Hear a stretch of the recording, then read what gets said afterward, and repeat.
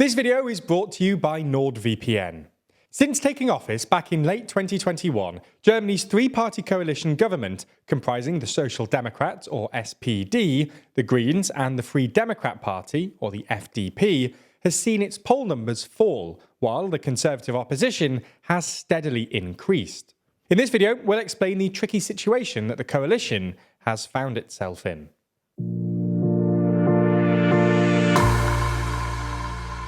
Before we start, if you haven't already, please consider subscribing and ringing the bell to stay in the loop and be notified when we release new videos.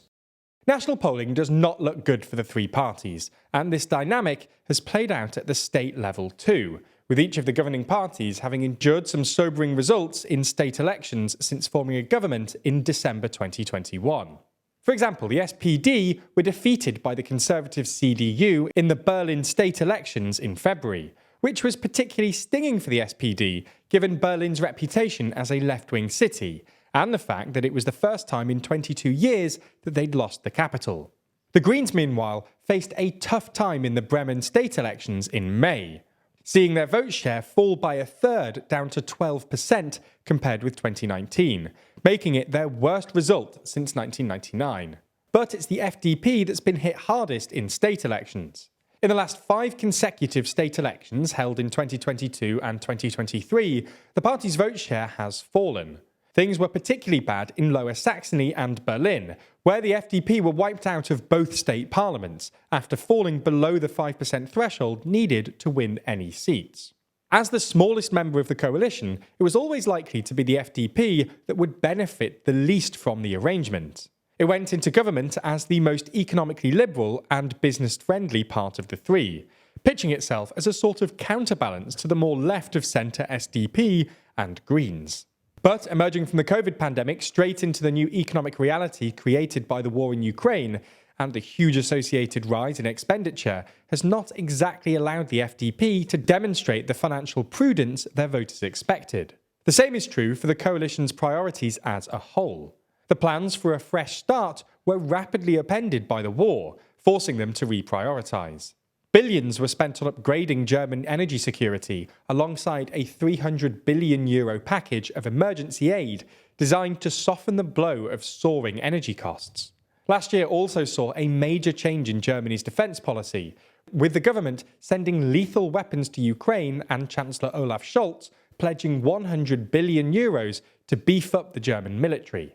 During the early stages of the war, the coalition had the political cover to make historic policy shifts without the differences between the three parties being too much of a problem, as the crisis necessitated unity. But with time passing and the crisis settling down somewhat, the fractures between the three coalition members are becoming increasingly apparent. This is especially true on the financial side of things. In a bid to get back to the party's roots, FDP leader and finance minister Christian Lindner has repeatedly and categorically ruled out any new or increased taxes to raise funds, and is focused on significantly consolidating the budget after years of increased spending.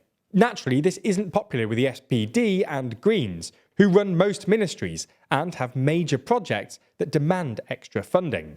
Coalition negotiations over the next year's budget have been stuck for months. In March, Lindner was forced to delay presenting the 2024 budget amid the disputes. And then, in May, he said they wouldn't be able to meet the new budget deadline of June the 21st, as they still couldn't come to an agreement. This kind of political deadlock delays critical decisions, reforms and projects, and causes further damage to the coalition if it goes on too long. The Greens, meanwhile, have seen their own poll numbers fall back after a surge last summer, which saw them rise above their senior SPD partners, when they were buoyed by the presence of Foreign Minister Annalena Baerbock and Economy Minister Robert Habeck. The party has faced a number of issues and scandals. Robert Habeck's attempts last summer to introduce a surcharge on consumer gas bills was met with criticism from the opposition, as well as members of his own coalition, after it emerged that profit-making energy companies could have benefited. More recently, a nepotism scandal has tarred Habeck's economic ministry, resulting in one of his top aides leaving the job. Perhaps more damaging to the party's sliding popularity is the Green-led effort to transform and decarbonise the country's heating sector. The proposal to ban most new oil and gas heating systems in buildings from 2024 has been attacked by opponents as pushing a costly burden onto already struggling homeowners. It didn't help the Greens that the draft proposal was leaked to Germany's best-selling tabloid paper, Bild, triggering something of a panic among homeowners. The Greens' core supporters have also been left unhappy by some of the party's actions in government. It backed some not-so-green policies when responding to the energy crisis in 2022, including building a series of new liquefied natural gas terminals, reactivating mothballed coal power stations, extending the life of nuclear reactors, and seeking new foreign supplies of fossil fuels. The SPD's Christine Lambrecht resigned as defence minister in January after a series of blunders, and Olaf Scholz himself has come under scrutiny for his links to the Hamburg-based bank involved in tax evasion scandals. Some of his decisions have come under fire from his coalition partners too, including the pushing through of a deal to sell off parts of Hamburg port to a Chinese state-owned shipping company. So the circumstances of the past year and a half, plus the nature of governing in coalition, has left the parties in a somewhat tricky position.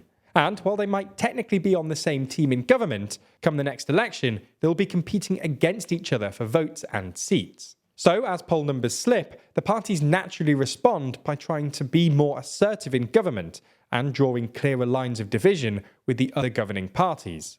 This might be effective in the short term, but it's the kind of thing that leads to more internal fighting and deadlock that damages the coalition as a whole.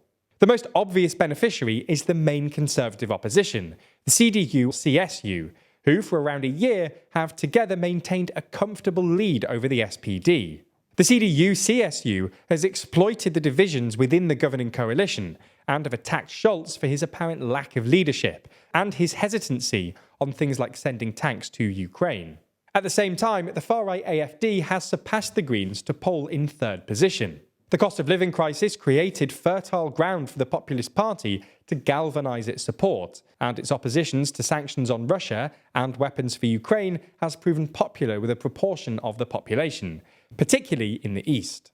But there's still years before the next federal election, so let us know what you think. Will the coalition turn things around, or is Germany set for a new government after just one term of Olaf Scholz?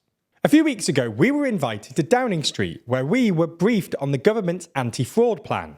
As part of this, we found out that more younger people have fallen victim to online scams than over 35s.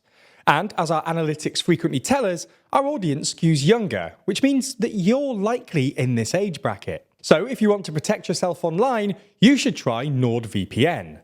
NordVPN has a bunch of tools that keep you safe. First, they have a feature called Threat Protection, which protects you from malware, trackers, malicious ads, and phishing scams.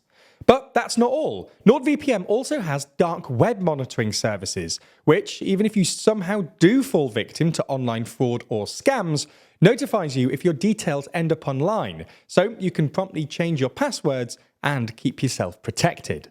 And what's more, if technology isn't really your thing, don't worry. NordVPN offers 24/7 customer support and even a 30-day money-back guarantee for all users. So check out our link in the description to get your discount on their 2-year plan, plus 4 extra months on top of that. Thanks for your support.